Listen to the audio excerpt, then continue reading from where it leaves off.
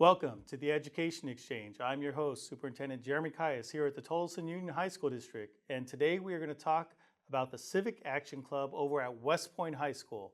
We have several people here to share this conversation with us, and we're going to start those introductions right here to my left. Amanda, go ahead and introduce yourself to the audience. Hi, my name is Amanda Flores. I am the AP as well as US government teacher here on campus.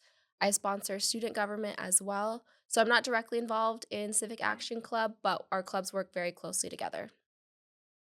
Hello, my name's Olivia Costa, and I'm one of the community engagement coordinators here for the Civic Action Club. I also work very closely with Stugo. Hi, I'm Tori Trulick, and I'm the president of Civic Action Club. Hi, my name is Gabriela Flores Cabrera. I am a government teacher here at West Point, and I also sponsor the Civic Action Club. All right, so maybe we'll start first on the end, Gabriella, and what is the Civic Action Club for all of our listeners out there? Yeah, the Civic Action Club is a organization of students who are aiming at closing the civic opportunity gap. Through Civic Action Club, we have a few partners, ASU, the Flynn program, and they come in here and teach students about civic engagement, and then the students use those tools in their school community. Are there certain events that they can expect when they join the club, things that they're going to be a part of throughout the year? Like, what are some of the major highlights during the school year for those in the club? So I think the big thing is towards the end of the year when the students run the school participatory budgeting election, which is paired with the student government election. Students also host civic voter registration drives throughout the school year. Sounds great. And how about from our students, some of the things that you've liked best about being in the Civic Action Club? I think a lot of what I like best about doing the Civic Action Club was being able to really communicate with our community how the importance of getting young voters to be registered and actually engage our community, not just in primary election or not just in the U.S. national ones, but the smaller ones, and also educating other people that civic engagement is not just voting; it's just volunteering within your community and just being able to work together for a common goal. Yeah, something that I've enjoyed in Civic Action Club is really the connections. I've made a lot of new connections within Civic Action Club, and then also seeing how our student body engages. Also, being in student government, sometimes it can be hard for our students to actually engage with what's going on campus. However, when I see stuff done for Civic Action Club, I we usually see a lot of positive turnout, like with our SPB election last year. So, Amanda, how does that crossover work with student government, the Civic Action Club? Explain to them what they can do for, their local politics here on the school campus, but then how that plays into a much bigger picture across the nation. How do you Abs- bring that together? Absolutely. So I think one of the best things about having Civic Action Club on our campus beginning last year is there's there's somewhat of a misunderstanding about what is student government supposed to do on campus. It Student government sometimes becomes a catch-all for anything that students think is wrong, which we don't mind hearing from the student body, but we tend to be more in the camp of planning events like dances, homecoming, prom, spirit weeks, assemblies, things like that. But that doesn't mean that there aren't other things on campus that could be improved, whether it's some of the facilities. Like last year, the what won the election was more shade on campus. There was other things suggested though, like a community garden, as well as a recycling program. And so I think one of the best things about having Civic Action Club on campus is that there's more folks working towards bettering our campus, whether it's in hearing collecting information from the student body, getting their participation in voting. That I think pairs well with our mission of trying to improve morale and school spirit.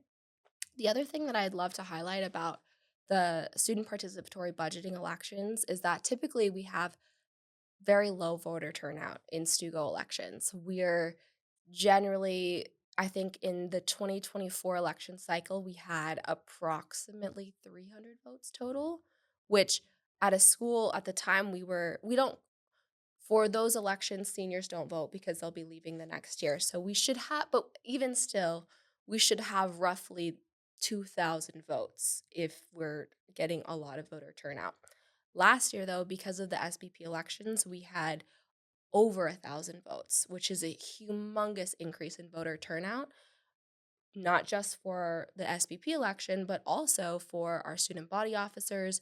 We approved a new constitution. And so I think from the Stugo side of things, it makes us feel good to know that people are by kind of combining our efforts, we people are paying attention more. People know who their elected officers are, know who to come to when they have ideas and questions and problems.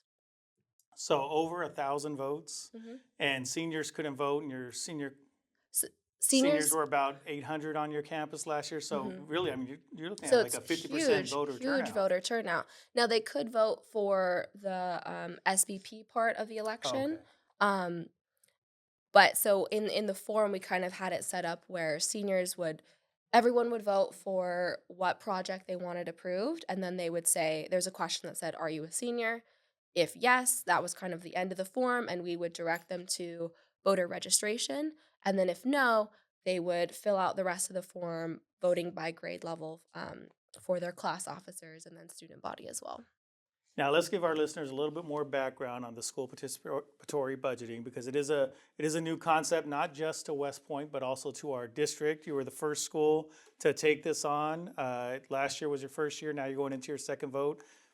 How did that all come about? Can you give people some background on what is it and how the idea came over here to West Point? Absolutely. I can give a little bit about how it came to us, but Miss Cabrera is really the one leading the charge. So we both went to a civics education PD at ASU last fall, um, and got inspired, but she really took the reins. So I'll let her talk about it. Yeah, so in between the sessions, they had different booths set up, and one of them was the Center for Civics for Arizona, and they had stats on the voter registration within the county of Maricopa, and they listed out all of the high school districts in order of highest voter registration to lowest voter registration for students who could potentially be registered to vote, and we were towards the bottom. We were 19th, and that number kind of concerned me because I thought we'd be a lot higher than that, given that our students in my government class really like to talk about what's going on in their community, and there's always a lot of engagement in class. So that came to a shock to me. So moving on to the next booth, I found one from the Center for the Future of Arizona, where they were trying to get interest in the school participatory budgeting program. They hosted a professional development training within the all day PD. And I sat in, I listened, I went through like a mock process in the matter of like an hour. So it was like 1 hour, and then I'm supposed to make this last like all year long.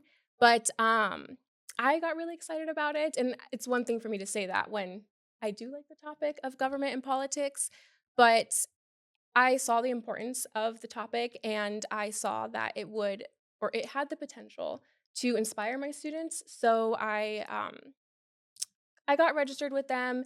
They had more meetings with me to kind of discuss what that looked like. Ms. Flores and I put together a proposal and presented it to our admin.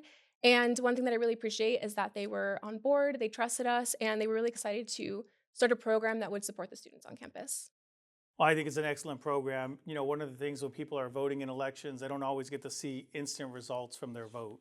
I mean, maybe if you're voting for a candidate, then yes, you see the candidate take office. But when you're voting for something like a bond, an override, other things of these nature, you don't necessarily see that instant result of like this happened because of how I voted. So, you know, being able to do that here on campus where the shade's up and they know they voted for the shade, like that's pretty instant results from your vote. So definitely very exciting. It wasn't surprising to me that you said the word 19th. I actually look at our voter data a lot, and yes, I'm shocked that when you look at our 18 to 25-year-olds, most of them just don't vote. I think in this last election we had 52 total across the district, and there are 200,000 adults that live in our district. So seeing only 52 in that age group show up, that's very concerning because they should be the ones with the most skin in the game since they're going to live with the results the longest. So I'd like to get some student feedback on that. So Tori, I don't know if you want to kick it off. What's your impression of that? Younger voters not voting. Yeah, I think like that was my biggest issues, and that's why I really wanted to join the club because I feel as like when I had visited one of those like voter ballots and they had asked them like what they felt about that, a lot of like young people just didn't turn out, but they would like say they wanted like all of these issues to be addressed, but they didn't like want to like vote for the actual elected representatives and such. But what do you think, Olivia? I think that considering younger voter registration, something I've noticed in my community and online is that young people tend to be very passionate about what's going on with today's political climate is very tumultuous at the moment. And To see that we're taking such little action to actually do something about that, it's concerning. And I think what made me even want to join Civic Action Club in the first place was seeing the election and seeing how it is possible to get people to do this. We just have to reach them in the right way. Not a surprise that we see low turnout on young voters, but what else were you finding on some of your election results? A lot of things I was finding is that there's also a low minority turnout for young voters, and I think that's really significant coming from a school with a high minority population in general, especially Hispanics, with about only like for the 2024 election, 27% of Latino men voted and 37% Latino women. And I think if like all of us really want to see like each other like represented in such like unique ways, because all those experiences really play into how bills and everything's like implemented like within society, then we need to actually take action and initiative now to vote before it's like too late and we really see those ramifications. I couldn't agree more. So on that note, Gabriella, what exactly are you doing for voter registration and trying to increase voter registration, particularly with the younger population who hasn't been voting? So I think one part is getting the students in the Civic Action Club to get excited about voter registration. It's one thing to vote in the SPB election because you don't need to be registered to vote to do that, just a student on campus. But when we had our training last year, so we do the junior deputy registrar training, which counts as points towards the student civic literacy seal. So the civic literacy seal is kind of one of the um, positives to going through this program as well. But the students went through training. And then when they saw kind of the importance of voter registration and started running their own voter registration drives and seeing the numbers that they could get, they kind of started getting excited. I think last year they were thinking that maybe they'd get like 50 students throughout the whole year. On one day, they got 250 students registered to vote. And I think seeing that number really inspired the kids. And I think the total number by the end of the year was almost 300 kids. Wow, that's awesome. So, what else do you have planned for the Civic Action Club this year? Any other great things coming up, or what are you looking forward to implementing in future years with the Civic Action Club? So this year, one of the big differences from last year is our involvement with the Flynn program. This year, the students are doing the Civic Leadership in You program, where the Flynn Foundation brings in volunteers. They also bring in elected officials, past and present, to talk to the students about their experience in office, things that they've worked on, and how they got involved in politics. So students are getting kind of that firsthand experience and that one-on-one connection. And throughout their lessons in the program, they're able to implement that on campus with other students. And it's like what matters to you, service, engagement, so that students are better equipped to have conversations with their peers. So, for our students, Tori and Olivia, so you participated in Civic Action Club. I think you're also members of Stugo. Like, how is this making you think about what you want to do after high school? Are you wanting to do more than just be involved with making a vote when it comes election time? Are you wanting to get into politics? Like, how is it making you feel overall about civic engagement? No matter like what career field you go into, I think it's important to understand like civic engagement as a whole, because I think as we've gone like over time, we're starting to become more distant from the government. And so when you lack of understanding just creates like more misinformation being spread and more people not making smart decisions when it comes to like voting certain stuff because they don't fully actually understand like the consequences or what may happen. So I think if we are more inclined to like push that type of narrative, then it really helps people to make better informed decisions to that'll benefit all of us. And I couldn't agree more. When you look at the combination of low voter turnout, so you have a lot of people who have indifference towards politics, and they see things on the news, they turn it off, and they just don't want to even show up, and put in a ballot. And then even for those who are putting in a ballot, I mean, maybe they caught a clip on TikTok or something, and that's what's decided their vote. And it's like, no, you have to actually understand the people. You have to understand the topics. You have to understand how this is impacting your way of life. And I think when you have that disconnect and you have that indifference, that's when you see decisions that are being made that are not exactly in line with what Americans want, what Arizonans want. So definitely, even when you're not going into politics, having ways to connect people and get them to understand topics and to care about topics makes a difference for the community and helps the community thrive. Can I add two quick things that I've seen from Absolutely. Civic Action Club? So, two incredible differences I've seen between last year's Civic Action Club and this year. Last year they were scrappy, they were figuring things out, they were gonna make this election happen no matter what. But also though, you had a pretty small group, and I think that I mean that showed their efforts and how dedicated this group of people were. But a lot of Miss Cabrera's students last year graduated, and so at the beginning of this year, I remember talking to her and she was feeling a little bit uncertain about like what will the future of the club look like. But I can tell you from just walking down the hallways, after school doing different things, this classroom is bursting at the seams. Especially when the Flynn Foundation has been here to give its lessons and things like that, there are hardly enough seats for everybody. The kids are so excited, and I think that on the one hand is just a testament to her leadership and kind of vision for the club long term. But also, I think what what we're seeing from that is that this club is very focused on the election, but also I think the kids have come to learn that there are so many more things that count as civic action besides just voting. Whether it's learning from representatives, but also kind of like Tori said earlier, attending community events, understanding the news. Even, I mean, Miss Cabrera and I do a civic action project in our US government class as part of the curriculum, and kids will come up with all kinds of ideas. I know Miss Haskins has on occasion been the recipient of some emails being, from the district being confused about why are kids so up in arms about X, Y, and Z, and it's because we kind of teach them the skills about, even just emailing somebody in Avondale City Government or emailing someone on the school board, calling somebody up is civic action. And so I think one of the best things that I've seen about this club is that their definition of what is civic action is expanding as well. Really, at its core, any effort that you're putting into engaging the community, supporting the community, or understanding the community is civic action. And so while they're going to continue to do great work in the election, their growth in participation is also a reflection of their growth in understanding of what civic action means.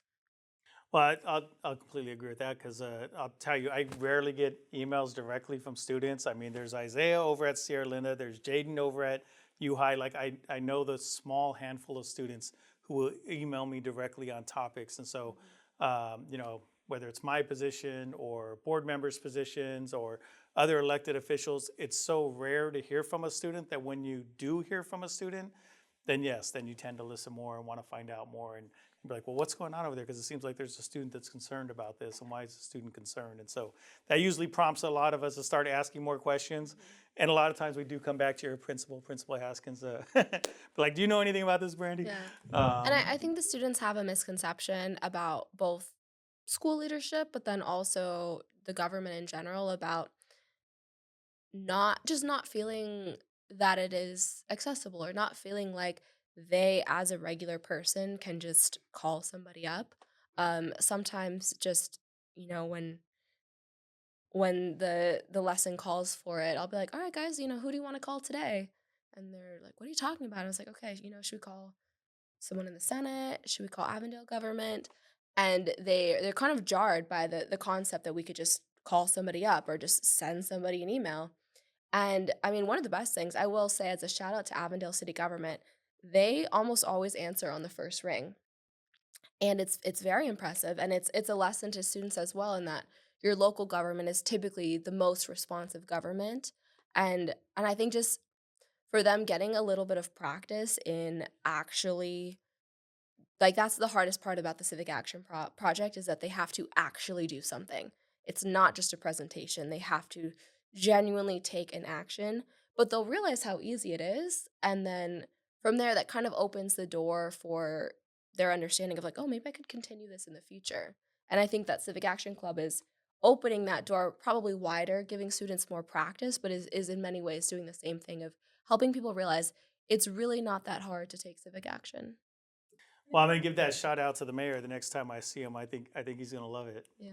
Oh, sorry, if I could add to that, part of the school participatory budgeting program is not just, the election, but it's the whole process from beginning to end. And two parts of that process engage the whole community. So the first one is when they collect ideas. So our students create a survey to ask students, what is it that you would like to see on campus? And part of that is trying to explain to students that it's a one-time project. So it's not, something continuing like hiring another teacher, but it's a one-time project, a one-time installation. And one thing that is different from this year and last year I think we had 35 students fill out the survey. Olivia, how many people have filled out the survey so far this year? Last I checked, we had 166 people. And that's a Nice. big difference. And part of that is telling students, hey, like, what's bothering you on campus? And, they'll talk to each other. Well, I don't like that there's, X, Y, Z. And then it's like, oh, you mind submitting your idea? And it's teaching students that if there's a problem, you do have to say something. You can't just, hold it in and wonder why no change happens, right? You have to be part of the change. And it's so far, involved over 100 people to get involved. And then after that is, when we announce what's going to be on the ballot, it's talking about it. And a lot of students will, question like, wait, are we really voting on this? Like, this is not just like make pretend. And I'm like, no, it's real. And whichever one you vote for, that's going to go on the ballot, and that's going to be, the winner, hopefully, ideally. And so students, it gets them talking. Oh, like I actually have a say, and oh, we can actually have this. Like, I think it's too hot outside, and there's not enough shade, so I can just vote for shade, and I'll get the shade. Yes, right. It's as simple as talking about it, making it known that it's an issue, and then actually showing up to vote. And I think one of the things that just kind of made me smile was after the election, I had a lot of people message me like, hey, like, a lot of kids are talking about this, after they vote. And like, I feel so bad about interrupting like their class, and having the Mhm. kids all kind of in a frenzy when they're in math. However, it's kind of part of the process, for students to talk about, oh, what did you vote for? Do you think it's gonna win? And I even had students, after say like, "Oh, miss, can I vote? Can I vote real quick?" And it was kind of a learning opportunity of, hey, when the polls close, and you can't vote anymore. But next time, be there on election day and show up so that you do have a say. So it's also a learning opportunity. But there's ways for students who are not in the club to also get involved, and that's by making their voice heard and actually voting.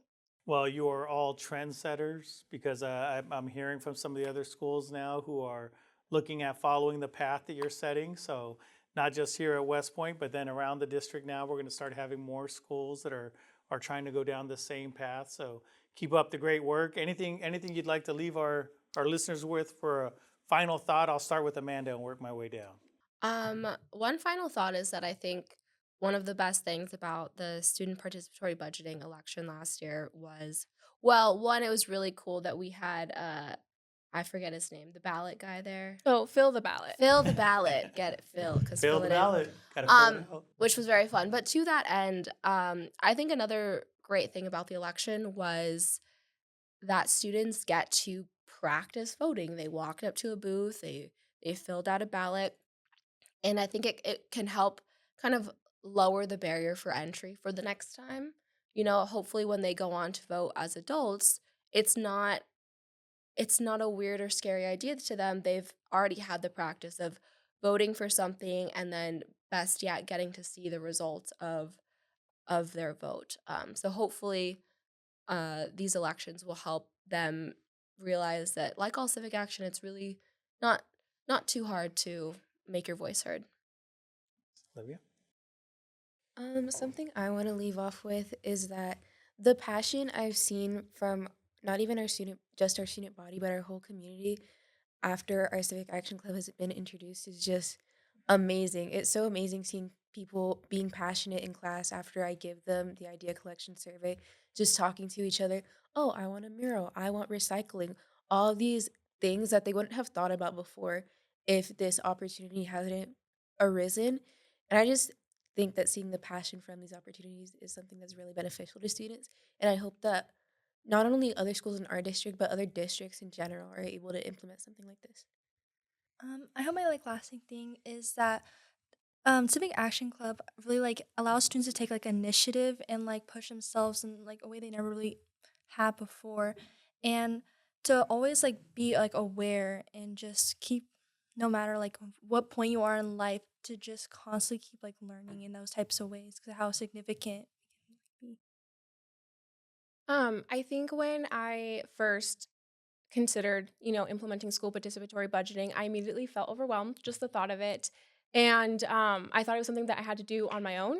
And then I leaned on, Miss Flores, and she was there to support me presenting to admin. And then admin was, they had my back. So I guess what I learned is that it really does take a community to help support the community, right? We have ASU, the Flynn program, the Center for the Future of Arizona, Maricopa County Recorder's Office. I had all these organizations, groups, staff members coming to support this program and organization. And without not only student participation, but staff participation, community engagement, these things would have never happened.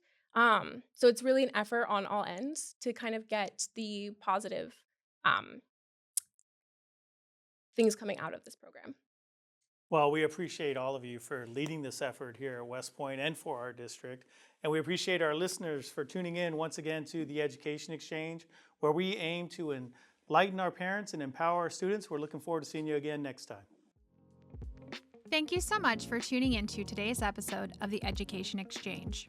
Have a question or want to be a guest on our podcast? Email podcast@tuhsd.org for more information. Missed an episode? Catch all seasons of the Education Exchange on your favorite streaming platforms or at www.tuhsd.org/podcast. Don't forget to like, comment, and subscribe, and we'll see you next week for another episode of the Education Exchange.